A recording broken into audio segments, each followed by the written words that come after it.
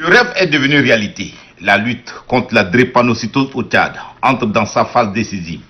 La première dame, Hinda Déby Itno, et la Fondation Grand Cœur, ayant horreur de la souffrance humaine, ont dans leur passion de servir les nécessités doté le Tchad d'un centre national de lutte contre la drépanocytose. Le joyau flambant neuf est déjà en partie équipé pour le besoin de la cause. Le directeur général de l'hôpital de l'amitié Tchad-Chine, Dr Hamid Diaba, dont la formation sanitaire abrite le centre, parle d'un événement heureux et rassure de tout mettre en œuvre pour son fonctionnement optimal. La drépanocytose est une maladie silencieuse qui fait de nombreuses victimes.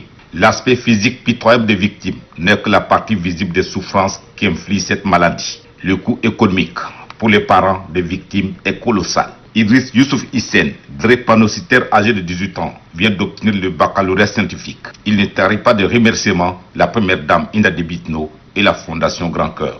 Grâce à vous, Madame la Première Dame, et grâce à l'hôpital Sinthiat, nous avons désormais un centre qui va nous accueillir avec des pétopsychologues pour nous aider à soulager les traumatismes de la maladie et recevoir les soins appropriés. Nous vous encourageons, Maman Hinda, à faire un plaidoyer auprès de l'OMS pour que la drépanocytose ne soit plus une maladie orpheline et que nous ne soyons pas oubliés. La Fondation Grand Cœur, c'est bien la passion de servir les nécessités. Elle a dans son escarcelle le domaine humanitaire et l'amélioration des conditions de vie de la population. La secrétaire générale de la Fondation Grand Cœur, Abiba Saoulba, est ravie des actes concrets posés par sa fondation en peu d'années d'existence. Elle plaide pour la multiplication des unités de prise en charge de la drépanocytose dans les provinces. Monsieur le ministre de la Santé publique et de la Solidarité nationale, la Fondation Grand Cœur a équipé le centre à hauteur de 50%, notamment avec des mobiliers de bureaux et des lits d'hospitalisation.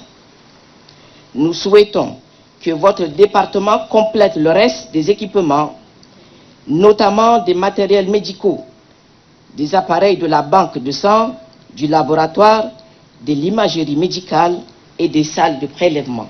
Je profite de cette tribune qui m'est offerte de faire très humblement un plaidoyer auprès du ministre de la Santé et de la Solidarité nationale et ses partenaires en faveur des enfants atteints de la drépanocytose et qui vivent dans nos provinces, dans les provinces de notre pays.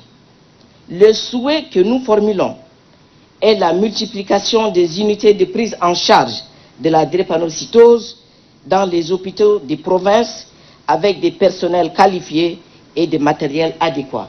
Le ministère de la Santé publique est le plus grand bénéficiaire des œuvres de bienfaisance de la Fondation Grand Cœur, reconnaît le ministre de la Santé publique et de la Solidarité nationale, Dr Abdoulaye Sabl Fadoul, qui a exprimé toute son admiration à la Première Dame et à la Fondation Grand Cœur. Cette mobilisation exceptionnelle de la Fondation Grand Cœur pour appuyer le système sanitaire national est humainement honorable pour ses initiateurs, matériellement indispensable pour ses bénéficiaires et symboliquement instructif pour la conscience nationale. La Fondation Grand Cœur, avec son engagement aux côtés de notre ministère, traduit la volonté humaniste de sa présidente à prolonger et amplifier la haute ambition du maréchal du Tchad, Idriss Déby Itno, de bâtir un système de santé aussi robuste qu'efficace au service de nos concitoyens. Aussi, je voudrais, au nom du gouvernement, au nom du personnel de la santé publique et de la solidarité nationale, au nom des patients et de leurs familles, exprimer ici et de façon solennelle toute notre reconnaissance et notre admiration à la Première Dame Hinda Déby Itno, présidente de la Fondation Grand Cœur, pour son investissement personnel qui a fait aujourd'hui de la Fondation une figure tutélaire exemplaire dans les domaines humanitaires et sanitaires, et ce, en un temps record. Le Centre national de lutte contre la drépanocytose est une chaîne médicale complète, comme l'explique Ali Mamat Nassour, l'architecte ayant conçu l'édifice. Nous avons travaillé par rapport à une architecture fonctionnelle. Au rez-de-chaussée, nous avons des espaces, tout ce qui est imagerie médicale et laboratoire. Au milieu, nous avons un espace accueil qui est destiné à accueillir chaque malade qui viendra dans ce centre. À l'étage, nous avons deux types d'hospitalisation. Nous avons une hospitalisation de capacité de 10 lits, catégorie A, et une catégorie B qui a une capacité de 2 lits.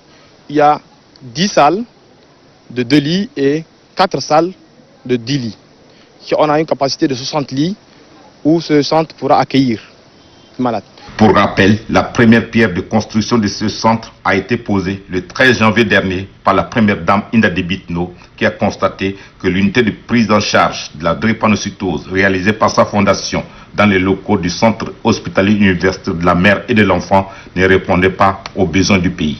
À partir de ce 12 septembre 2020, c'est le début du diagnostic et du traitement efficace de la drépanocytose qui commence au Tchad.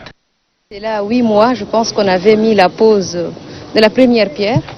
Et là, aujourd'hui, du rêve, on est venu inaugurer notre centre national de lutte contre la drépanocytose. Je tiens franchement dit à remercier la Fondation d'abord pour initier le projet et aussi remercier tous les partenaires et les bonnes volontés qui ont bien voulu nous accompagner. Et aujourd'hui, avoir la clé du centre en 8 mois, je me dis que c'est une première. C'est une première pour notre pays, c'est une première pour les enfants atteints de cette maladie et aussi pour leurs parents. Parce que, comme vous le savez, cette maladie est une maladie orpheline. Et généralement, nous, on ne l'appelle pas drépanocytose, mais on l'appelle maladie du sang chez nous. C'est communément appelé maladie du sang et que les parents en souffrent. Aujourd'hui, Dieu merci, on est venu inaugurer ce centre et je demande vraiment au personnel soignant et surtout au directeur de l'hôpital Amitié Tchad-Chine de ne pas se mettre dans la tête que c'est un projet qui est venu, qu'on est venu implanter au niveau de l'hôpital et qui est différent de l'hôpital. Donc le projet a vu le jour ici aujourd'hui à l'hôpital Amitié Tchad-Chine et je demanderai à tous les personnels soignants de veiller à ce joyau architectural, de veiller sur les enfants, de leur apporter ne serait-ce qu'un sourire à ces enfants qui sont devant moi et qui ont besoin vraiment d'un soutien et de notre soutien à nous tous.